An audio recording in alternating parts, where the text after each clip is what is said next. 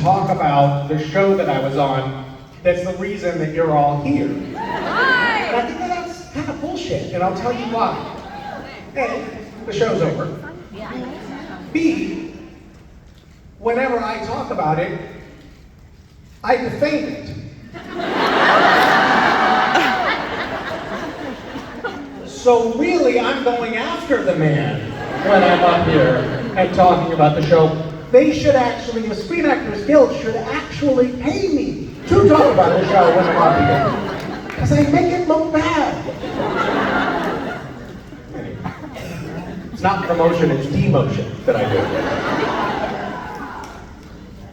Don't boo me. Hi. Hi, Samantha from New York. I wanted to ask you, what is your funniest parenting moment? My funniest parenting moment? Oh gosh. I don't think I have any funny parenting moments. My children are very serious and thoughtful.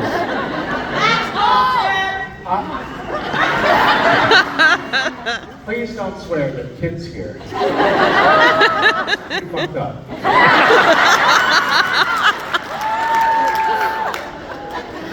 My kids are imbued with such a deep and abiding earnestness and insightfulness.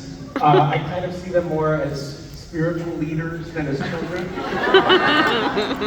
My kids, I'll give you a for instance. I was huddled with my kids in bed, reading them a bedtime story. And I was suddenly overcome by emotion. And I said, I don't want you to ever grow up. I want you to stay my little kid forever and ever. Have you said a similar thing to your kids? Yes. Yes. And Mason, my youngest, said, no, I am going to grow up. And I said, no, I don't want you to ever grow up. I want you to stay my kid forever. And I said, no, I am going to grow up. And I said, I want you to stay my little girl forever and ever and ever. And she said, no, I am going to grow up. And I'm going to get old and I'm going to die.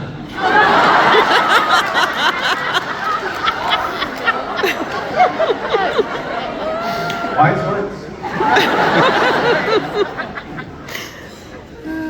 Thank you for that fond memory. Hi. Hi, Misha. I'm Kim. Hi, Kim. You do a lot of charity work, and was there anything, a specific event in your life that drove you to take that path? Well, I would say that when I was young, I grew up quite poor, homeless at times, and at times my family really depended on the kindness of others, and small things that other people did for me made a profound impact on my young life. There was this old man named Mr. Higas who was on my paper route, and one day when I was shaking him down for the payment for the week's papers, he took me and my little brother who was tagging along with me in, and he was like, where are your parents? And somehow he pried out of us that my dad lived across the state, that we lived with our mom, and he could probably see from the fleas jumping off of us that we were poor. And he was a grandfather at the time, and he just took us under his wing. And he sort of became a surrogate grandfather for us and opened up his little garage shop for us and taught us how to make electric circuits and build models with balsa wood, and taught us Chinese, and would take us out to lunch at a restaurant once a week. And all of those things were incredibly impactful to me. And it was the kindness of a stranger, really. I mean, he became a friend, but there were other moments like that in my childhood where people did.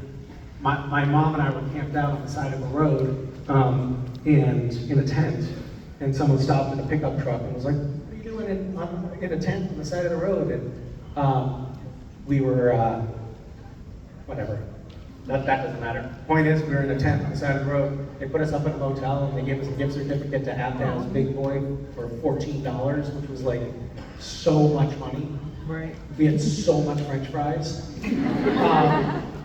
And that stuck with me, you know? And I have seen through starting Random Acts and all of the projects that we've carried out there, some of them large, some of them small, that the acts that we have done can have a lasting impact And actually, sometimes we manage to save lives. There's another guy that I met here, Mo. Mo, you're probably not still here. Oh, he is. Mo, so Random Acts and Mo have just worked together to bring an Afghan family into the U.S. Just yesterday they showed up, right?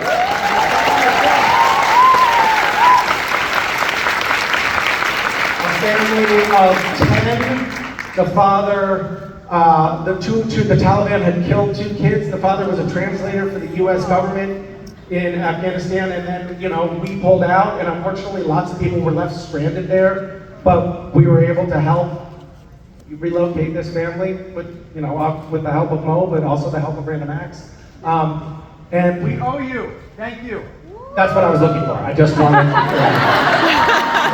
my God, how long do I have to talk before he says thank you?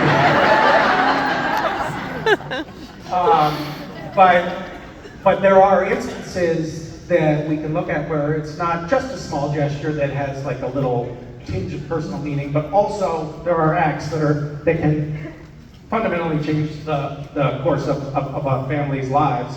And sometimes all it takes is paying attention, looking for the opportunities to do these things.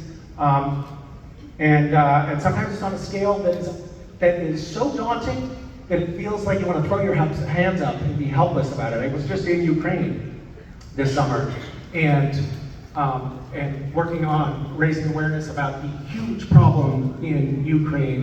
Ukraine now has an area the size of the United Kingdom that is infested with landmines and unexploded ordnances, and it's going